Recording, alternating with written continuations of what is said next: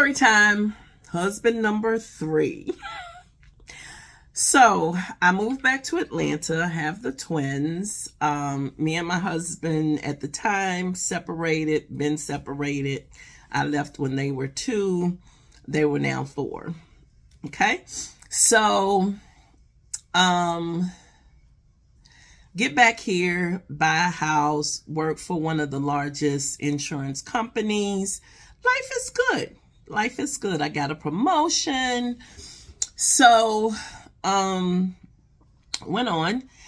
And that particular morning, I had gone to the building, had to ask the security guard where I needed to go.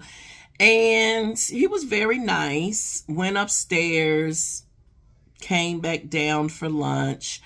Not sure how many of you are familiar with the Atlanta area, but I was in the Buckhead area. So very prominent, nice shops, mall, nice restaurants. So I don't know where exactly I want to go, but I know I'm going somewhere. So I waved to say hey because he had helped me earlier. I see this specimen that's standing beside him. He's chocolate. It was like they drizzled him into this suit. I could tell that this suit was not off the rack. Nothing wrong with anybody getting anything off the rack, but I could tell that this was a custom suit. Like I said, he was not as tall as I liked him, but tall. He was statuesque. He drizzled. Ain't no other way. So I was like, okay. I said, hey, how are y'all? And, and so the security guard says, I don't have a lot of money, but is there any way that I could take you out to eat? And I was getting ready to say, very nice of you, but, right now in this stage of life, I'm just really concentrating on myself and my kids. Couldn't get it out. He was like, the only thing I can afford is crystals.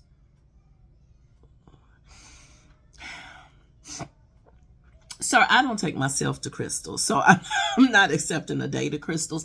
Now, depending on where you are in the world, I know that they're called rallies, I know they're called crystals, and I know they're called White Castles.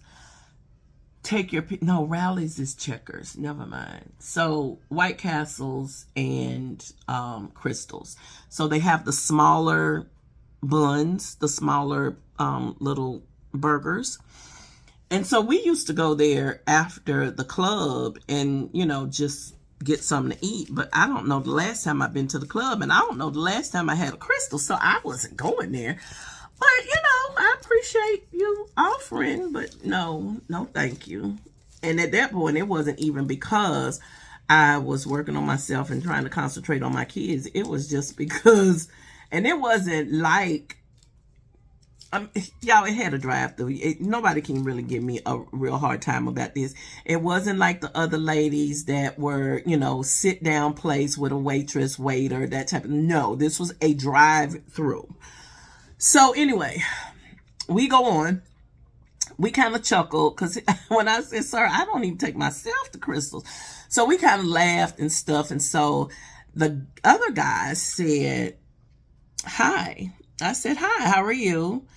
He was like, what's your name? And I told him my name. I said, and yours. And he says, dang. He said, Jeff. I said, oh, nice to meet you. I said, what do you do for a living? And he was like, I'm a clothier. And I'm sitting there like, what the hell is that? What? So he was like, I sell designer or custom suits. Dude, you could have just said that. It honestly is not that serious. So we kind of laughed with that because I was just like, you were doing entirely too much. And so I had seen him, a couple of times. I kind of went on to lunch and stuff. And, like I said, took it as a good chuckle and kept going. So we go on. I've seen him. They had like a in-house type restaurant. I've seen him there a couple of times. He didn't work in my building, but down the street. So one particular time he came and he was asking me about this female that he was dating. And I guess over the time that I had known him, either I was dating somebody or he was dating somebody, or I was in sabbatical and he was, whatever. So he was like, I'm just confused. Can you give me some advice? And I was like, sure. He was like, I'm dating this girl, but she never wants to like have sex, in the master bedroom. And, we can only go in the guest bedroom. I said, honey, that's because she's got a husband. That's why. Why does he not know this? And he was like, are you serious? Do you think yeah.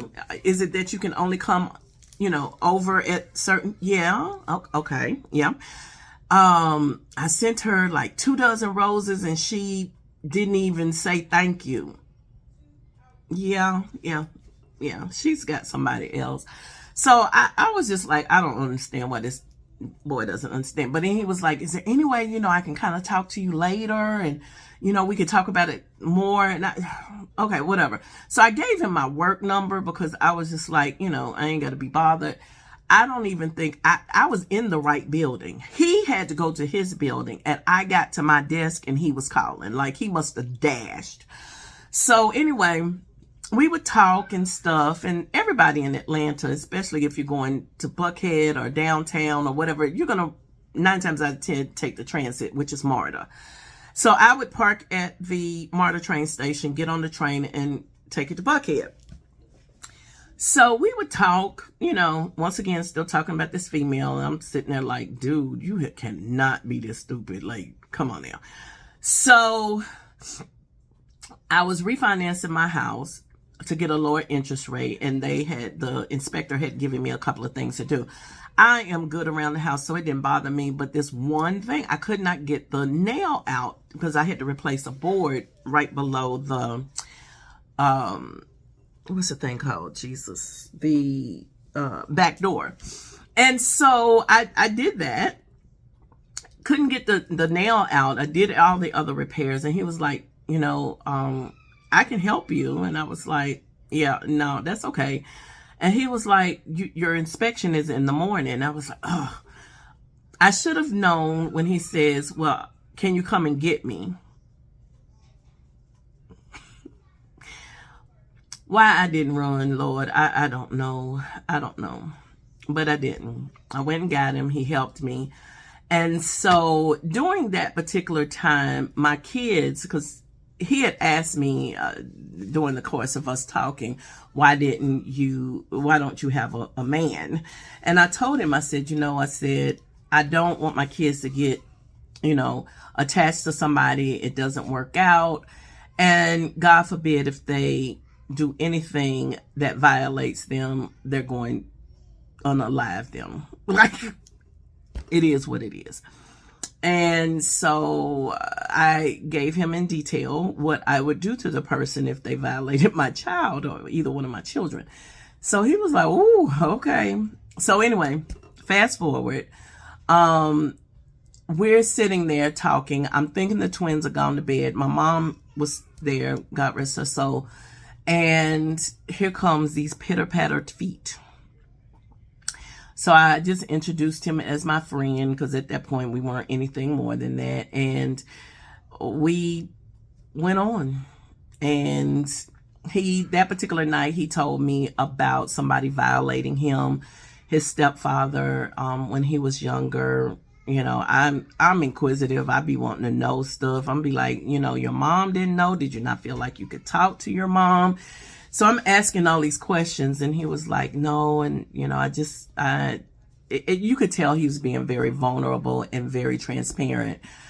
And honestly, that's probably when I kind of fell for him because I had a similar background and, we kind of bonded off of that. And it never works when you bond over trauma, but, whatever. So my mom didn't like husband number one, number two, and now does not like him.